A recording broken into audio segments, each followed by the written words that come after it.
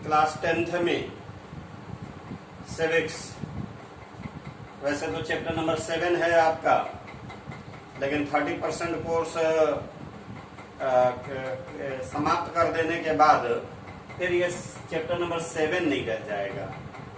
लेकिन फिलहाल ये चैप्टर आपको पढ़ना है। चैप्टर का नाम है लोकतंत्र के परिणाम। लोकतंत्र के परिणाम। लोकतंत्र को दुनिया में सबसे अच्छा शासन प्रणाली माना गया है। दुनिया की सर्वश्रेष्ठ शासन प्रणाली के रूप में लोकतंत्र को लोगों ने स्वीकार किया है। क्यों इसे अच्छा माना गया है? क्या खास बात है भाई इसमें? अच्छा मानने के पीछे कारण क्या है? तो कारण तो बहुत सारे गिनाए जा सकते हैं कि भाई ये जनता का शासन है, लोकतंत्र में संप्रभुता जनता के हाथ में रहती है। 9th में आपने पढ़ा भी था अब्राहम लिंकन की एक परिभाषा कि लोकतंत्र जनता का, जनता के लिए और जनता के द्वारा शासन है। संक्षेप में हम कह सकते हैं कि भाई लोकतंत्र में जनता स्वयं या अपने प्रतिनिधियों के माध्यम से शासन करती है। इसलिए लोकतंत्र को सर्वश्रेष्ठ शासन प्रणाली कहा जाता है। लेकिन इसे सर्वश्रेष्ठ शासन प्रणाली कहने के पीछे 3 महत्वपूर्ण बातें। वो 3 बातें क्या है? वो है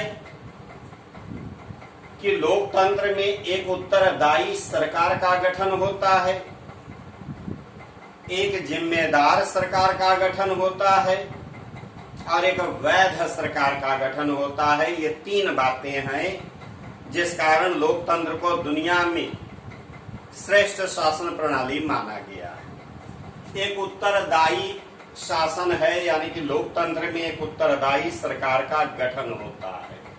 उत्तरदायी सरकार।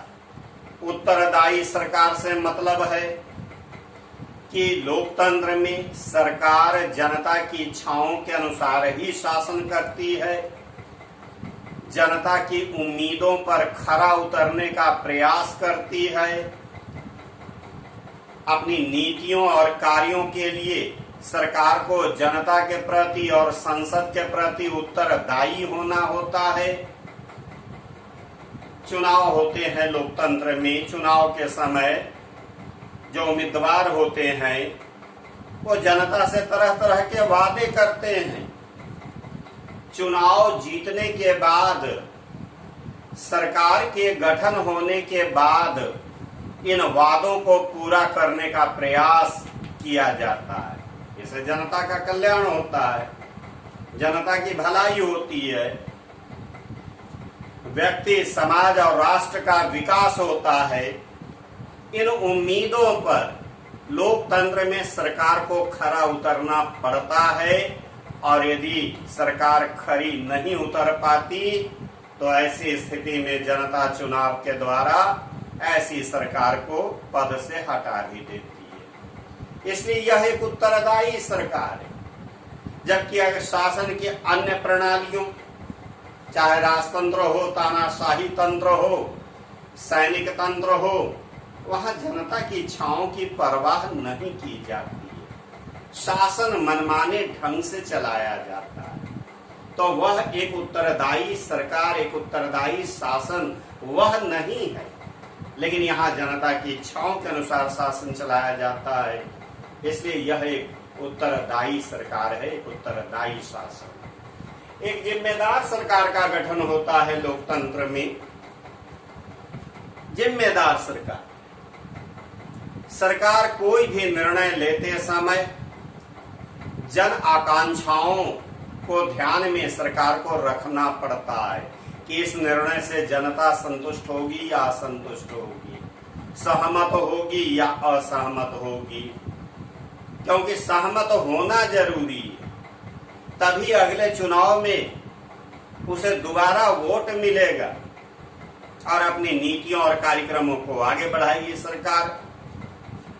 इसलिए बड़ी ही जिम्मेदारी पूर्वक लोकतंत्र में सरकार को एक एक कदम उठाना पड़ता है, भले ही वह कड़े कदम ही क्यों न हो, लेकिन हर कदम को फूंक फूंक कर उठाना पड़ता है, क्योंकि उसे यह भी ध्यान में रखना होता है कि इस कदम से जनता सहमत होगी या नहीं, क्योंकि हर हाल में जनता की उम्मीदों पर उसे खरा उतरना है।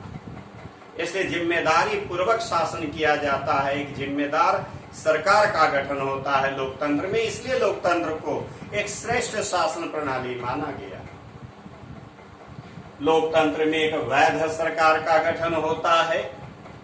वैध सरकार कहने का मतलब कि लोकतंत्र में जो भी सरकार होती है वह संविधान से बंधी होती है, वह नियमों और कानूनों को ध्यान में रख करके ही शासन करती है, और कानून भी एक लंबी प्रक्रिया के बाद बनते हैं। काफी विचार विमर्श के बाद कानून बनते हैं और लागू होते हैं। सारे कानून जन कल्याण से संबंधित होते हैं। कानून से ऊपर सरकार न तो सरकार है न जनता है, कानून से बंधे हुए सब हैं। तो चूंकि इसमें कानून के अनुसार शासन किया जाता है, इसलिए एक वैध सरकार है। साथ ही साथ जनता के पास भी सूचना का अधिकार है। इस अधिकार के माध्यम से जनता स्वयं भी पता कर सकती है सरकार के कार्य प्रणाली पर, सरकार के कामकाज पर, क्या हो रहा है क्या नहीं हो रहा है, सरकार में क्या चल रहा है, शासन में क्या चल रहा है। तो इन्हीं सारी वे बातें हैं जिन बातों के कारण लोकतंत्र को दुनिया में एक श्रेष्ठ शासन प्रणाली माना गया। चलिए भाई, हमने भी मान लिया कि लोकतंत्र एक श्रेष्ठ शासन प्रणाली है, तो क्या लोकतंत्र दुनिया में बड़ी सरलता से स्थापित हुआ क्या? राजाओं, महाराजाओं, नवाबों, सैनिकों, तानाशाहों ने स्वेच्छा से अपने सारे अधिकारों को छोड़ करके वे सारे अधिकार जनता को दे दिए क्या? ऐसा नहीं हुआ। लोकतंत्र की स्थापना के लिए संघर्ष करने पड़े, आंदोलन करने पड़े, प्राणों का उत्सर्ग करना पड़ा, जेल की काल कोठरी में एक लंबा समय बिताना पड़ा। काफी संघर्ष के बाद यह लोकतंत्र स्थापित हुआ। इस आशा में लोकतंत्र की स्थापना हुई कि भाई लोकतंत्र की स्थापना हो जाएगी तो हमारे सारे दुख दर्द दूर हो जाएंगे, हमारा जीवन सुखमय हो जाएगा, एक अच्छे दिनों की शुरुआत होगी। तो क्या ऐसा हुआ? यही है लोकतंत्र के परिणाम। जिन आकांक्षाओं, जिन उम्मीदों से लोकतंत्र की स्थापना की गई थी, लोकतंत्र ने उन उम्मीदों को कहां तक पूरा किया? यही है लोकतंत्र के परिणाम। तो आइए जरा परिणामों पर हम लोग चर्चा कर लें। आर्थिक परिणाम। लोकतांत्रिक सरकार का सबसे पहला कर्तव्य होता है देश का आर्थिक विकास करे, गरीबी बेरोजगारी दूर करे, जनता को स्वावलंबी बनाने का प्रयास करे, कृषि, उद्योग, व्यापार, अर्थव्यवस्था के सभी क्षेत्रों का संतुलित और समुचित रूप में विकास करे। तो क्या ऐसा हुआ? अगर हम ध्यान से देखें तो अन्य शासन प्रणालियों की तुलना में आर्थिक विकास तो भाई हुआ है। आर्थिक विकास की गति निश्चित रूप से तेज हुई है। हम ये नहीं कह सकते कि आर्थिक विकास नहीं हुआ। यह ठीक है कि लोकतांत्रिक देशों में आज भी गरीबी है, बेरोजगारी है।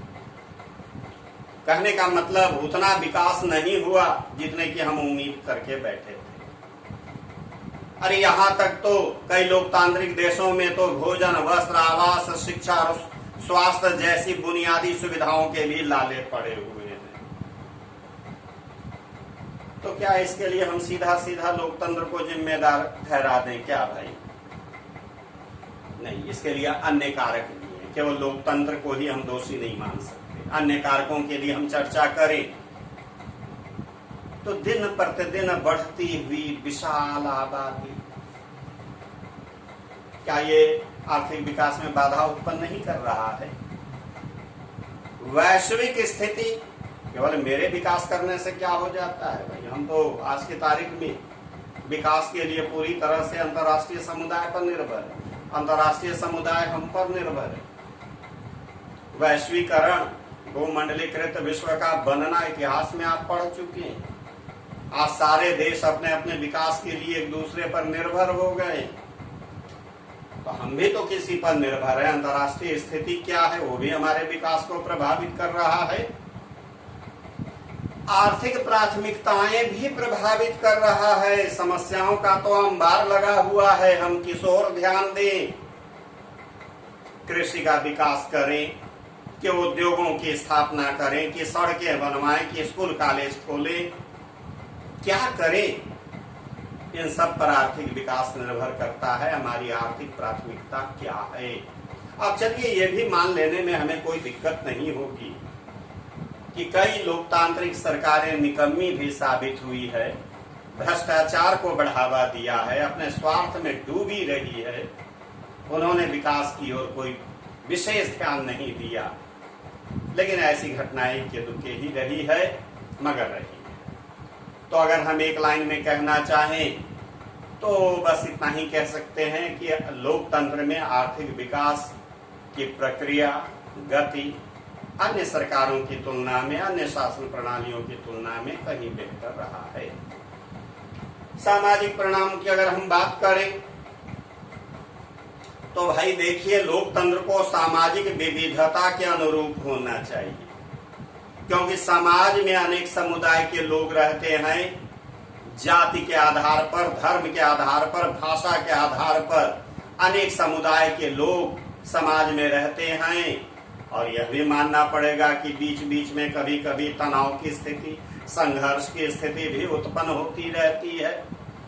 चलिए हमने मान लिया कि ऐसे संघर्षों और तनावों को हमेशा हमेशा के लिए शायद खत्म न किया जा सका हो, लेकिन लोकतंत्र की सबसे अच्छी बात तो ये होनी चाहिए कि सभी लोगों को अपनी अपनी बात कहने का मौका मिलना चाहिए, अपनी अपनी समस्याओं के समाधान के लिए सुझाव देने का अवसर मिलना चाहिए। और है लोकतंत्र में यही वजह है कि सभी समुदायों के लोग लोकतंत्र में ठीक ठाक ढंग से रह भी रहे हैं। सामाजिक विविधता की दृष्टि से अगर मैं बात करूं तो लोकतंत्र को कम से कम 2 शर्तों का पालन अवश्य करना चाहिए, जिसमें एक है अल्पसंख्यकों के हितों की रक्षा होनी चाहिए, और दूसरा है कि बहुमत का हिस्सा बनने का अवसर सभी समुदायों को मिलना चाहिए। क्योंकि भाई लोकतंत्र में बहुमत की सरकार बनती है तो उस बहुमत की सरकार में सभी जाति के लोग, सभी धर्म के लोग, सभी भाषा के लोग शामिल होने चाहिए। ऐसा न हो कि एक ही जाति की सरकार बन गई, एक ही धर्मावलंबियों की सरकार बन गई, तो ऐसे में फिर लोकतंत्र भी खतरे में पड़ जाएगा और सामाजिक संघर्ष, सामाजिक तनाव और सामाजिक विघटन को हम नहीं रोक सकते। और ये बहुत अच्छी बात है कि लोकतंत्र इन शर्तों को पूरा कर रहा है। अगर हम महिलाओं की प्रतिष्ठा और स्वतंत्रता की बात करें, कहने का मतलब महिलाओं की दृष्टि से लोकतंत्र के परिणामों की चर्चा करें, तो ये कहने में कोई परेशानी नहीं होनी चाहिए कि लोकतंत्र में महिलाओं की प्रतिष्ठा और स्वतंत्रता में वृद्धि हुई। महिलाओं के पक्ष में अनेक कानून बनाए गए, दहेज प्रथा पर, बाल विवाह, बाल हत्या, बहु विवाह, सती प्रथा, इन सब के विरोध में कानून बना करके महिलाओं की स्तर को, स्थिति को सुधारने का प्रयास किया गया। अभी हाल फिलहाल में आपने देखा कि 3 तलाक पर कानून बना करके मुस्लिम महिलाओं को भी समाज में सम्मान के साथ जीने का अवसर लोकतंत्र में मिला। लिंग के आधार पर भारत का प्रत्येक नागरिक कानून की दृष्टि में समान है। लिंग के आधार पर किसी भी नागरिक के साथ भेदभाव नहीं हो सकता, वो दंडनीय अपराध है। महिलाओं के विरुद्ध होने वाली किसी भी प्रकार की क्रूरता को भी गंभीर अपराध की श्रेणी में रखा गया। स्त्री शिक्षा पर बल दिया गया है, जिस कारण आज महिलाएं शिक्षित होकर के न केवल जागरूक हो रही हैं, बल्कि सार्वजनिक क्षेत्र में अपनी प्रतिभा का लोहा भी मनवा रही है। समान काम के बदले समान मजदूरी अधिनियम बना करके सरकार ने महिलाओं के स्वावलंबन में वृद्धि की है। तो कुल मिला जुलाकर हम कहें तो महिलाओं की प्रतिष्ठा और स्वतंत्रता में भी लोकतंत्र में वृद्धि हुई है। न ये वही देश है, ये वही समाज है जब लोकतंत्र नहीं था तो महिलाओं को घर की चार दीवारी में बंद होकर के सारा जीवन व्यतीत करना पड़ता था। उन्हें व्यक्ति कम और वस्तु ज्यादा माना जाता, लेकिन कम से कम लोकतंत्र में स्त्री की एक पहचान तो बनी, उनकी प्रतिभा को लोगों ने सराहा। तो अगर हम समाज के वंचित समूह की दृष्टि से लोकतंत्र के परिणामों की चर्चा करें, दलितों, वंचितों, शोषितों, एक लंबे समय तक उन्हें गुलाम बनाकर रखा गया, उन्हें कभी भी उभरने का मौका नहीं दिया।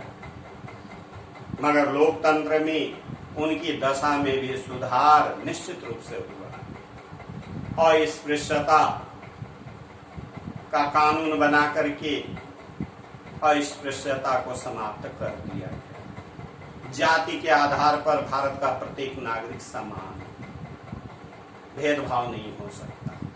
शिक्षा, आरक्षण और अन्य सुविधाओं के द्वारा उन्हें स्वावलंबी बनाने का प्रयास किया गया है, उनमें जागरूकता उत्पन्न करने का प्रयास किया गया है। यही वजह है कि आज यह वंचित समूह भी समाज में सम्मान के साथ जीवन यापन कर रहा है। चलिए ये ठीक है, हम मानते हैं कि यदा कदा सामाजिक असमानताओं, जातिगत संघर्षों का उदाहरण आज भी देखने को हमें मिल जाता है, मगर इसमें कानूनी पक्ष कम है, नैतिक पक्ष ज्यादा है।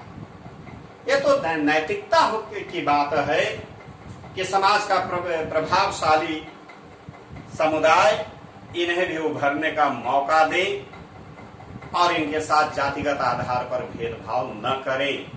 बाकी कानून तो अपना काम कर ही रहा है और करता ही रहेगा, लेकिन जैसा कि मैंने कहा कि यहाँ पर नैतिक पहलू, नैतिक पक्ष ज्यादा महत्वपूर्ण हो जाता है। तो कुल मिला जुला कर यदि मैं कहूँ तो जिन उद्देश्यों से, जिन उम्मीदों से दुनिया में और भारत में लोकतंत्र की स्थापना हुई थी, हम बहुत हद तक उन उम्मीदों को पूरा कर पाए हैं और आशा करते हैं कि आने वाले दिनों में हमारी जितनी भी आशाएं, जितनी भी उम्मीदें हैं लोकतंत्र से, वो सब पूरा होंगी। इसके साथ ही आपका ये चैप्टर समाप्त होता है। अब आपके पास पढ़ने के लिए हिस्ट्री और सिविक्स दोनों ही मिलाकर केवल एक चैप्टर बचा हुआ है। उसके साथ ही आपका हिस्ट्री और सिविक्स का कोर्स समाप्त हो जाएगा। आज के लिए बस इतना ही।